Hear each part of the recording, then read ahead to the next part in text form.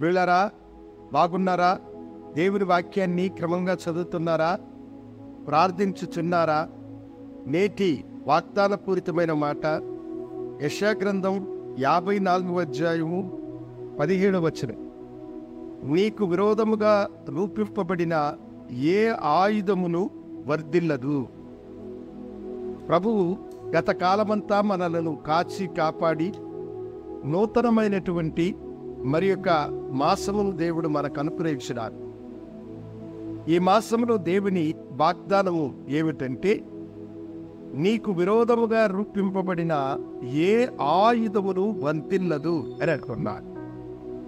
ఈ ప్రపంచంలో మానవుడు రాతి యుగం నుండి రాకెట్ యుగం వరకు తన భద్రత కొరకై, తనను కాపాడుకొనుట కొరకై అనేక ఆయుధములను మానవుడు ఉపయోగించుచూ ఉన్నాడు. నేటి దినాల్లో అత్యంత ప్రమాదకరమైనటువంటి అణుబాంబులు సహితము మానవుని చేతిలో ఉన్నాయి. ఇలాంటి భయంకరమైనటువంటి ఆయుధములు ఎన్ని ఉన్నా దేవుని వాగ్దానం ఏం చెప్తున్నదంటే, నీకు విరోధముగా రూపింపబడిన ఏ ఆయుధమును వర్ధిల్లదు అని అంటున్నాం.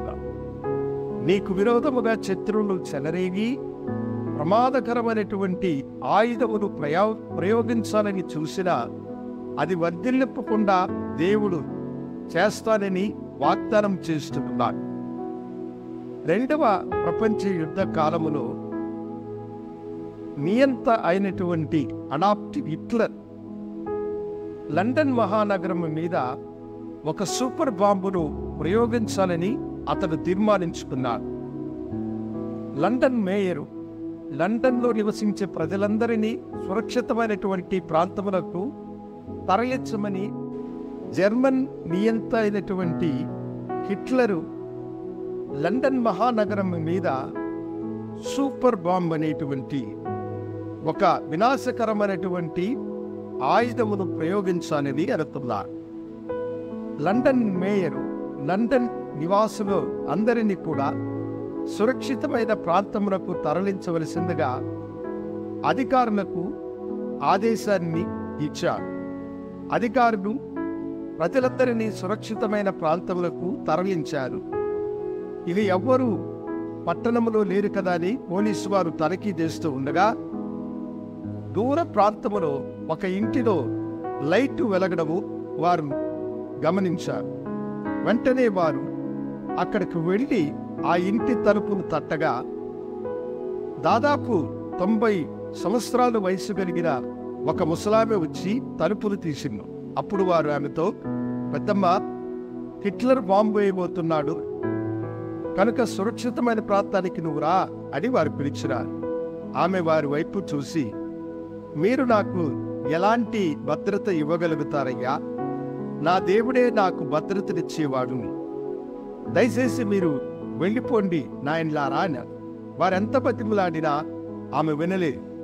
ఆమె ఈ చదవబడిన వాక్యములో ఉన్న వాగ్దానము వారికి చెప్పింది. నాకు విరోధముగా ఏ ఆయుధమును నా ప్రభువు వర్ధిల్ల చేయడని ఆమె చెప్పింది. ఇక వారు చేసేది లేక వెళ్ళారు. రాత్రిలో ఆమె నిద్రిస్తూ ఉండగా పెద్ద శబ్దంతో ధడేల్మని ఒక శబ్దము ఆమె చెవులకు వినిపించింది. అదేదోలే అనుకుని ఆమె నిద్రించింది.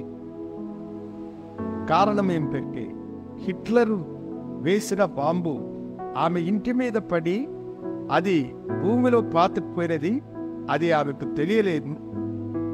ఈ దినాల్లో ఆ ప్రాంతంలో తవ్వకాలు జరుగుతూ ఉండగా సూపర్ బాంబు బయటపడింది.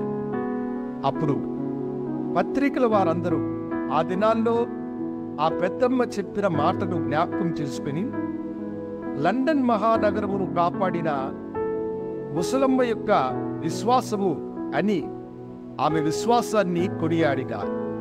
అవును దేవుని బిడ్డల, ఎంత ప్రమాదకరమైన ఆయుధములైనా మీకు విరోధముగా రూపింపబడినవి వర్ధిల్లకుండా ప్రభు చేస్తారు. ఆయన మీద నమ్మకము కలిగి విశ్వాసంతో ముందు కొనసాగుదాం. ప్రార్థించుకుందాం. గరుడా, నీకు వందనాలు. నీ బిడ్డలను ఆశీర్వదించండి. విశ్వాసంతో తమ జీవితాలను మీకు ప్రతిష్ఠించి ఏ ఆయుధము కూడా వర్ధిల్లదన్న సత్యము బిడ్డలు గ్రహించులాగని మీరు చూపిన కృపే వందనాలను చెల్లిస్తూ యేసునామమున అడిగి వేడుకొంచున్నాము తండ్రి. ఆమె శుభోదయం. ప్రభు మిమ్మల్ని దీవించును గాక. ఆమె.